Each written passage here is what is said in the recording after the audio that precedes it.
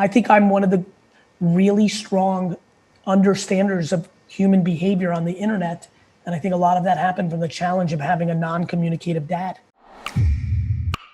We all have challenges, and you've had challenges in your life, but maybe one of them helped you to grow tremendously. Do you recall one of them? A big challenge that helps you become a better person or a better entrepreneur, or Well, I think the biggest challenge. Because usually behind every challenge is it's a big opportunity to change, to 100%. grow. So how about you? My father was a very quiet, old school man who didn't talk a lot, was not a good communicator, and was a very rough around the edges immigrant.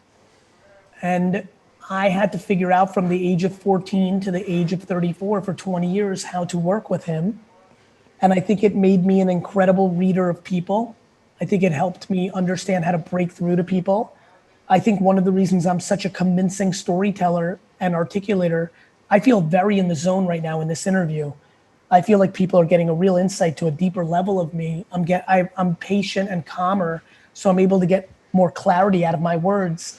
And I think a lot of those skill sets were taught on those 40-minute drives back and forth with my dad, because I had to figure out the angle to change my dad's mind without getting much information from him other than human reaction, which I think which honed my emotional intelligence and consumer behavior skills.